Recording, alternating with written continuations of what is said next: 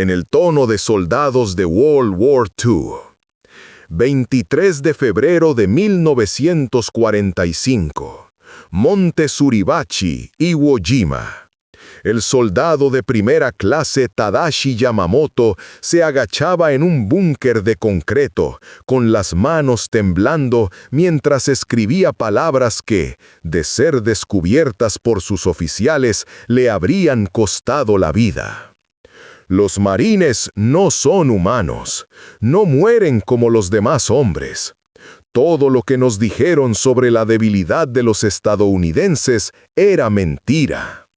Miró por la rendija de fuego. Acababa de presenciar algo que contradecía todo lo que le habían inculcado durante su entrenamiento. 6 marines habían atacado su posición bajo un intenso fuego de ametralladora. 3 cayeron, pero los otros siguieron avanzando. Cuando sus compañeros lanzaron una lluvia de granadas, uno de los marines se arrojó sobre una de ellas para proteger a su escuadra. Y, a pesar de las heridas mortales, continuó combatiendo hasta que ya no pudo sostener su arma. Los supervivientes tomaron la posición en cuestión de minutos. Más de 21.000 defensores japoneses ocupaban Iwo Jima, atrincherados en 18 kilómetros de túneles y fortificaciones. Les habían prometido que se enfrentarían a tropas estadounidenses débiles que se derrumbarían bajo la presión.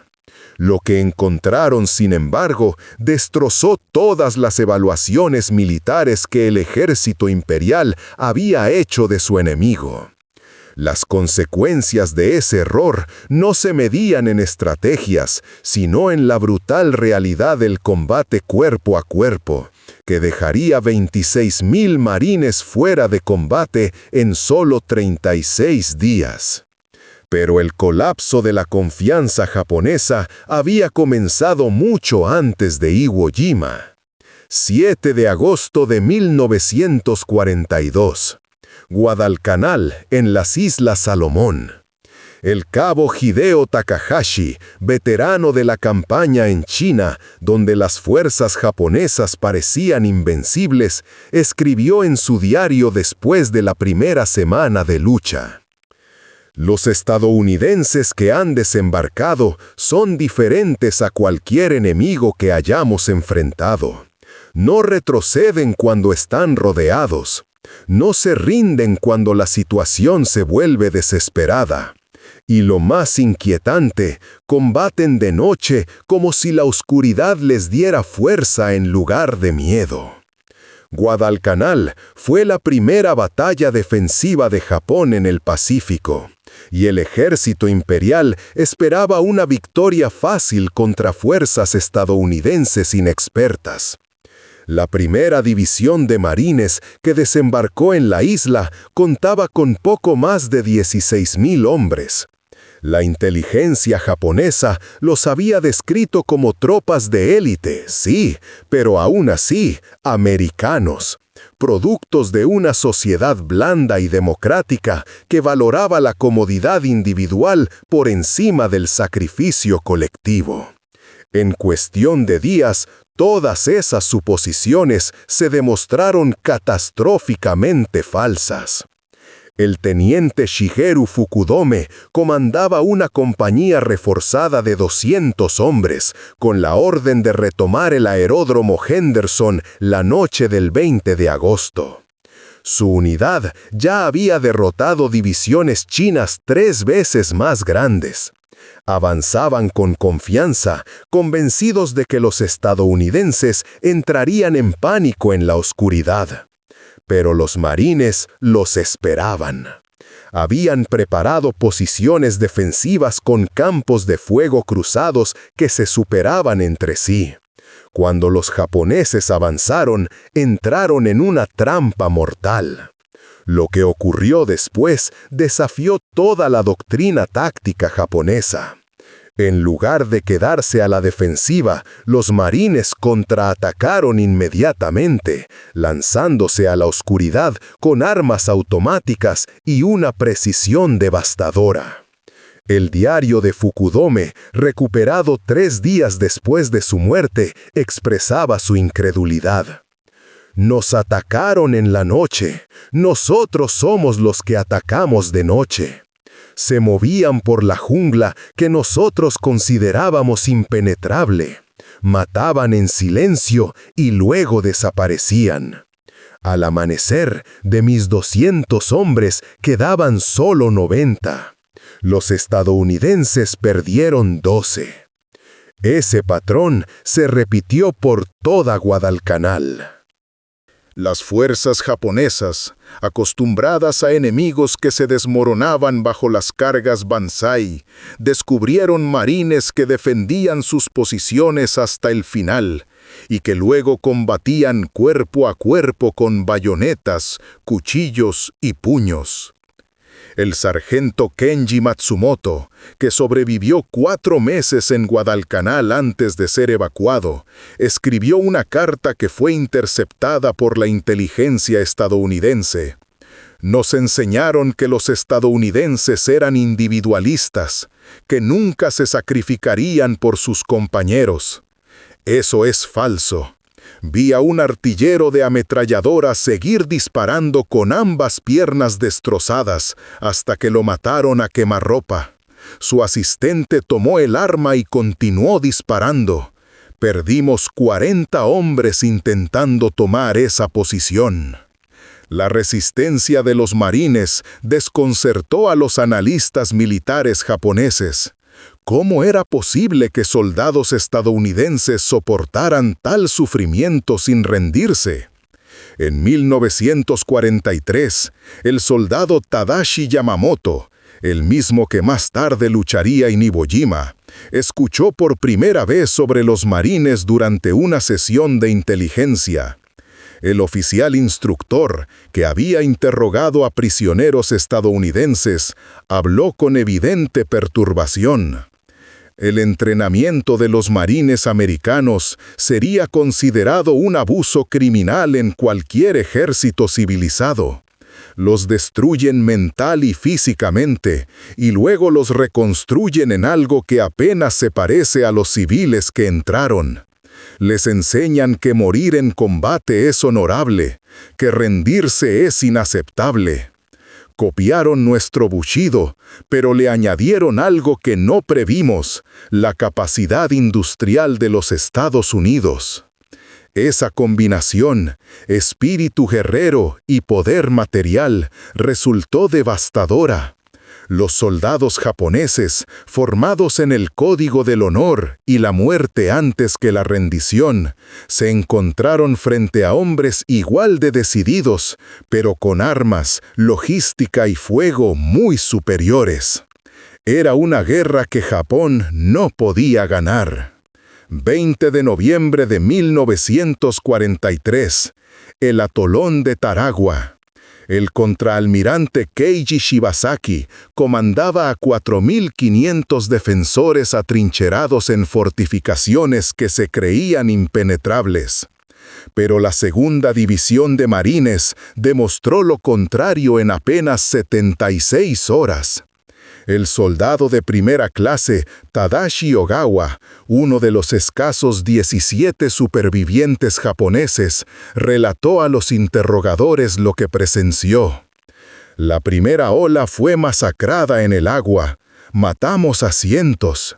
Luego llegó la segunda, y también murió en la playa.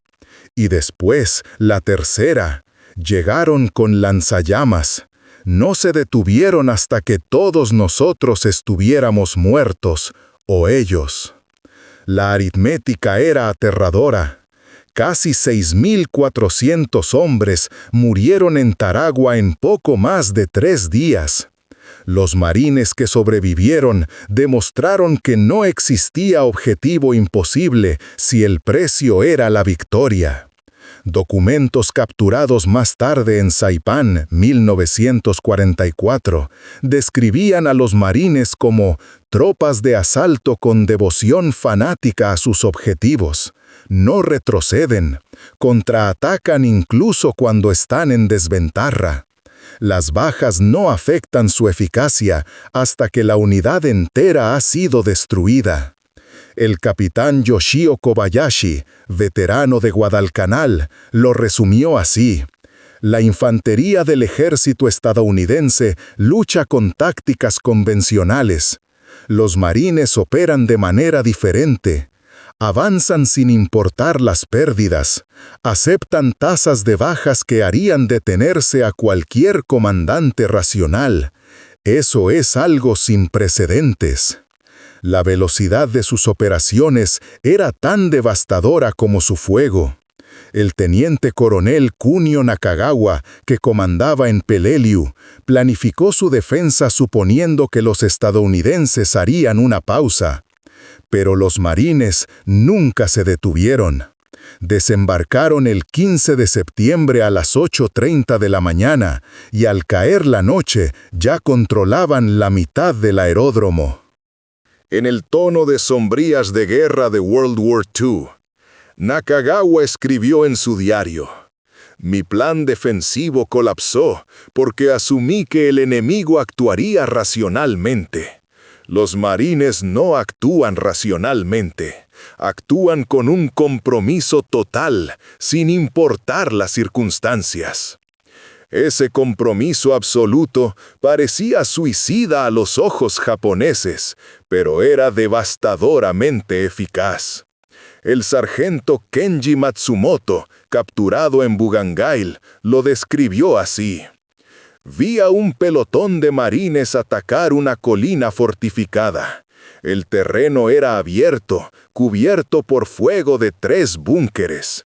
Cualquier ejército habría esperado artillería. Ellos no.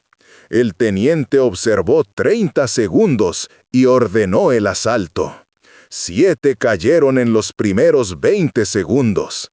Los demás destruyeron el primer búnker con granadas, luego el segundo. Finalmente tomaron el tercero con los últimos 5 hombres en pie. Todo duró 4 minutos.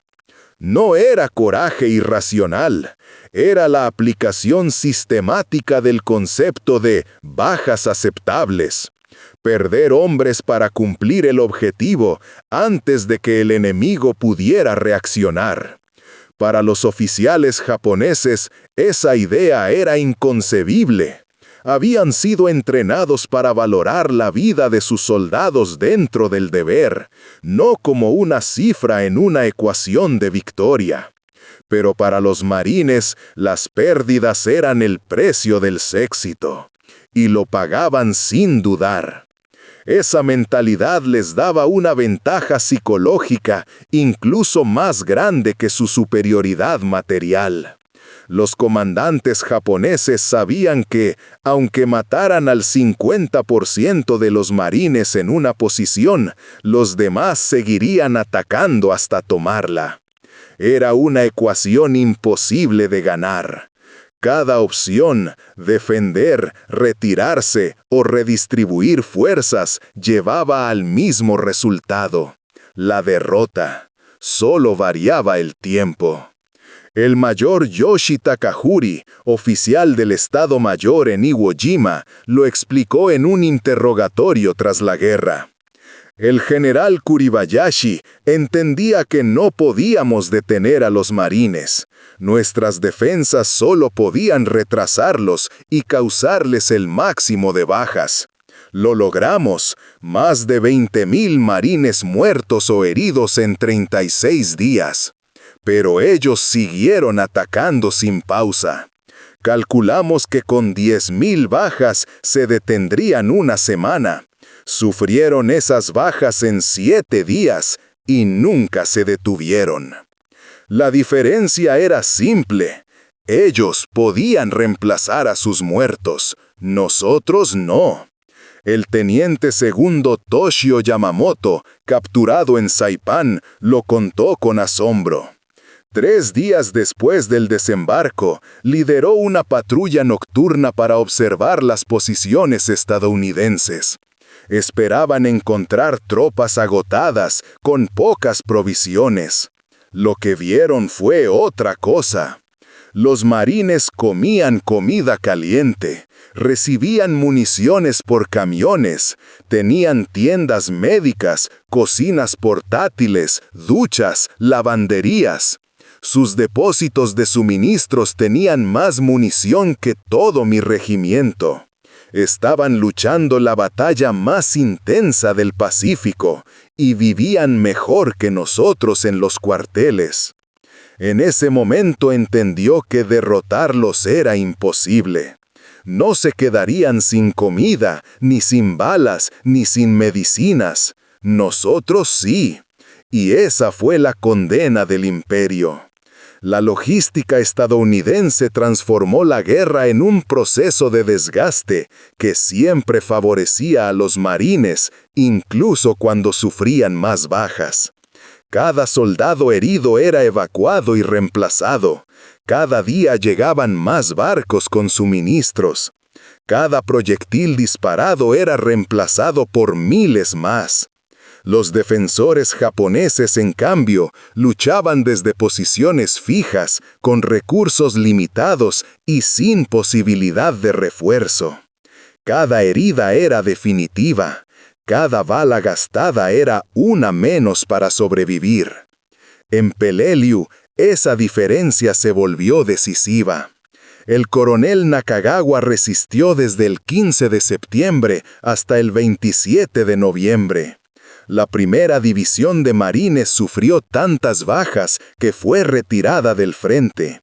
Pero otra división, y luego unidades del ejército, tomaron su lugar y continuaron la ofensiva.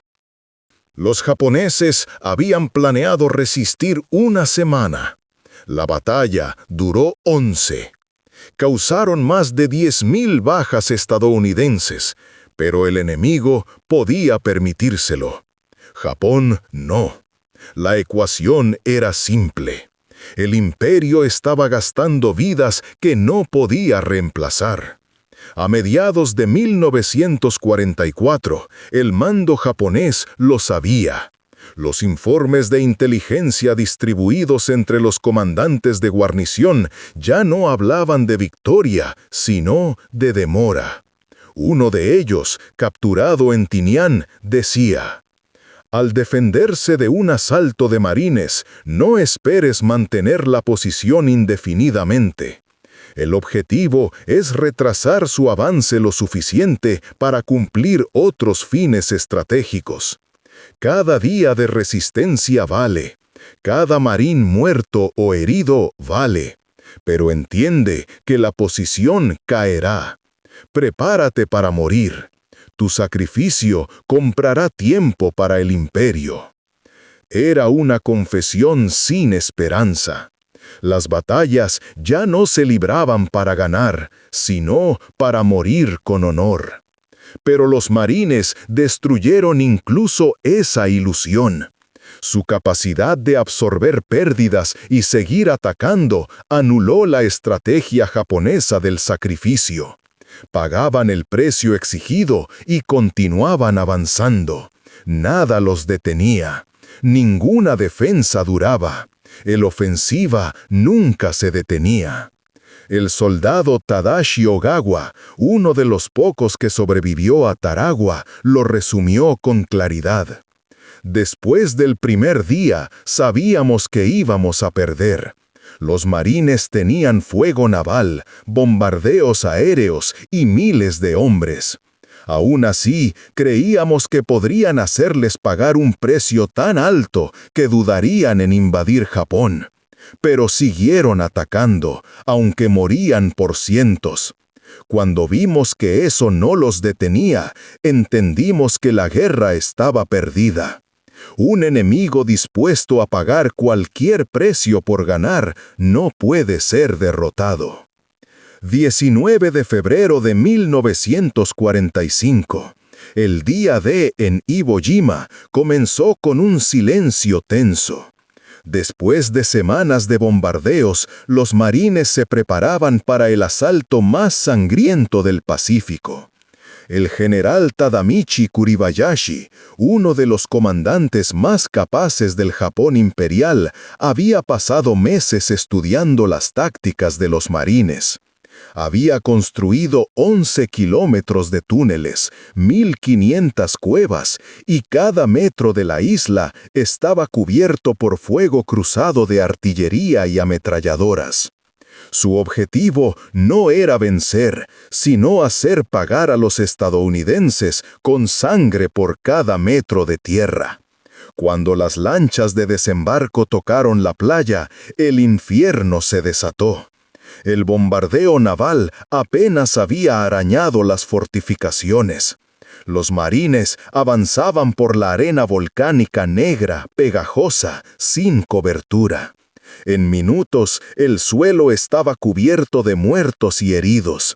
Los observadores japoneses, ocultos en sus búnkeres, coordinaban fuego de artillería con precisión mortal. Parecía que el asalto fracasaría. Pero entonces ocurrió lo que Kuribayashi no había previsto. Los marines no se retiraron. Avanzaron directamente hacia el fuego.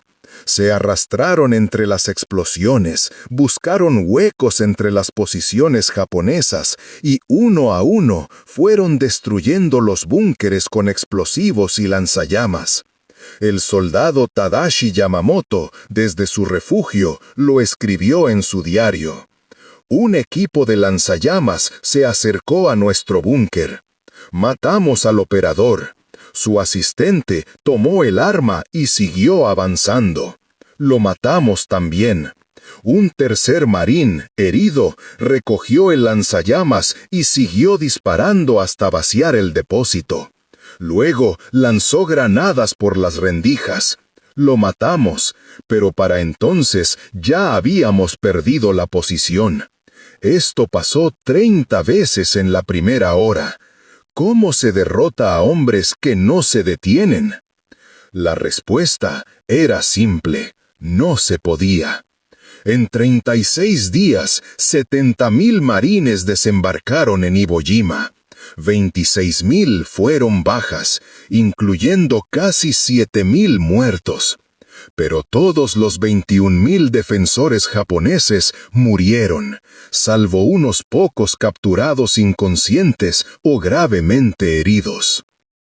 En el tono de sombreros de guerra de World War II, Kuribayashi, antes de morir en marzo de 1945, envió su último mensaje a Tokio. Los marines son la fuerza de combate más efectiva que he enfrentado. Su entrenamiento los hace aceptar pérdidas que quebrarían a cualquier otra unidad. Su potencia de fuego es 5 veces mayor que la nuestra en artillería y 10 veces mayor en apoyo aéreo. Sus líderes menores toman decisiones rápidas y nunca detienen el ataque. No existe defensa capaz de resistirlos por mucho tiempo. Los defensores japoneses podían aceptar ser derrotados, podían soportar ser superados en armas o maniobras, pero lo que no podían comprender era un enemigo que simplemente no se detenía. El cabo Hideo Takahashi, capturado más tarde en Okinawa, lo explicó así: las unidades del ejército estadounidense atacaban, sufrían bajas y se replegaban. Los marines atacaban, sufrían bajas y seguían atacando sobre los cuerpos de sus propios muertos. Eso no es doctrina militar, es algo más. Era una nueva clase de guerra, una en la que la voluntad humana y la máquina industrial actuaban juntas, sin descanso, sin miedo y sin compasión. Después de Iwo Jima, todo estaba perdido. Los japoneses ya sabían que los marines llegarían a cualquier isla, sin importar el precio. que su poder no estaba solo en el valor, sino en todo lo que su nación ponía detrás de ellos. Los informes de inteligencia capturados en Tinian y Saipán confirmaban lo impensable. Los mandos japoneses ya no hablaban de victoria, sino de resistencia sin esperanza. Un documento describía con frialdad: cuando enfrentes a los marines, no esperes que se retiren. No creas que sus bajas disminuirán su moral. No confíes en la superioridad numérica. No intentes cargas Banzai. Ellos las destruirán con fuego automático y artillería. Entiende esto. La posición caerá. Tu tarea no es detenerlos, sino causarles el máximo daño antes de morir. El general Kuribayashi, preparando la defensa de Iwo Jima, escribió a su esposa un mes antes de la invasión: «Me han ordenado defender Iwo Jima. Es un problema matemático con una sola solución. Ellos vendrán con 70,000 hombres, con dominio del mar y del aire, con munición y suministros infinitos. No puedo vencerlos. Solo puedo hacerlos pagar tan caro que tal vez duden antes de atacar nuestras islas. Cada día que los retarde es un día más para el imperio. Cada marín muerto es una victoria parcial. Ese es mi deber». Kuribayashi sabía que el sacrificio era lo único que quedaba, pero lo que él no entendía era que los marines no temían las bajas. Al contrario, cada muerte los hacía más decididos. Por eso, la estrategia japonesa fracasó. El sufrimiento no los quebraba, los unía. Cuanto más sangriento era el combate, más fuerte se volvía su determinación. El soldado Tadashi Yamamoto, el mismo que comenzó esta historia escribiendo en su búnker, dejó sus últimas palabras el 10 de marzo de 1945. «Mañana los marines llegarán a nuestra posición. Hemos matado a cientos, llegan más cada día. No se detienen, no se debilitan. Pensé que nuestro espíritu era más fuerte que el materialismo americano. Estaba equivocado. Ellos tienen ambas cosas, espíritu y material. Son lo que decíamos ser. Nosotros somos lo que decíamos que ellos eran. Esa es la verdad con la que morimos». Su búnker fue destruido al amanecer tras 6 horas de combate. Murieron los 11 defensores. La posición retrasó el avance de los marines 40 minutos. Y esa fue la historia de toda la isla. Miles de posiciones japonesas resistiendo con valentía solo para morir una tras otra. El resultado era siempre el mismo. Los marines avanzaban, nada los detenía. El 26 de marzo, la batalla terminó. 21,000 japoneses muertos, solo 1,600 capturados, la mayoría inconscientes o gravemente heridos. Los marines perdieron 26,000 hombres de 70,000. Cualquier otro ejército habría necesitado meses para recuperarse. Los marines regresaron al combate en 6 semanas. El cabo Kenji Matsumoto, prisionero en Hawái, lo explicó en 1946. Lo peor era saber que nunca se detenían. Podías matar a la mitad de ellos y los demás seguían atacando. Podías herir a sus líderes y los sargentos tomaban el mando. No había manera de ganar. Solo podías matarlos hasta que ellos te mataran a ti. Era la aniquilación mutua. Y Japón tenía menos hombres, menos recursos, menos esperanza. Tras la rendición de Japón en agosto de 1945, los marines ocuparon las islas del archipiélago, esperando resistencia. Pero no hubo lucha. Encontraron un pueblo agotado, hambriento, que solo quería sobrevivir. El soldado Teshi Yoshida, repatriado en 1946 después de ser herido en Saipán, escribió: «Todo lo que nos dijeron era mentira. Los marines no torturaban prisioneros. Nos dieron comida, atención médica y refugio. Nos trataron mejor que nuestros propios oficiales. Los bárbaros no eran ellos, éramos nosotros». Miles de antiguos soldados llegaron a la misma conclusión. Los interrogatorios realizados después de la guerra revelaron temas comunes: respeto por la valentía de los marines, amargura hacia los líderes japoneses que mintieron, y el reconocimiento de que el conflicto había sido imposible de ganar desde el principio.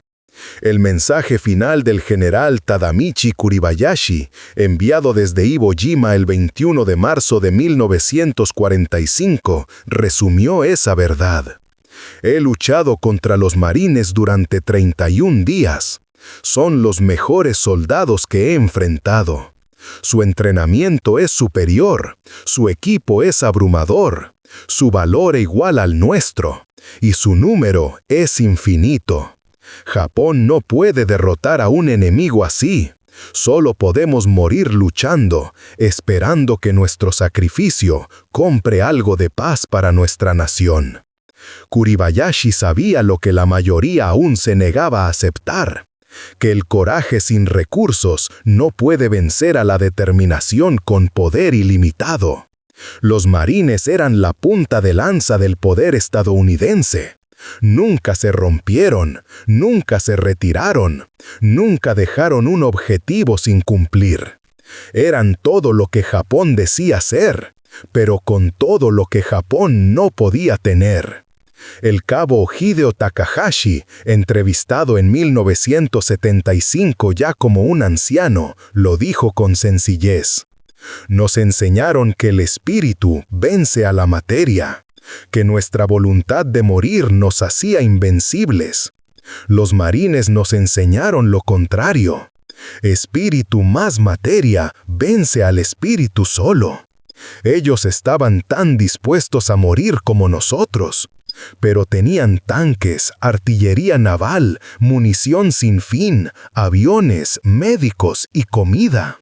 Nosotros solo teníamos nuestros rifles, nuestro valor y promesas vacías. Eso nunca iba a ser suficiente». Las cifras finales lo confirman. Desde Guadalcanal hasta Okinawa, los marines combatieron en cada gran campaña del Pacífico. Sufrieron 86,000 bajas, incluyendo casi 20,000 muertos. Pero nunca fallaron. Nunca abandonaron una posición. Nunca dieron a los japoneses un motivo para creer que podían ser derrotados.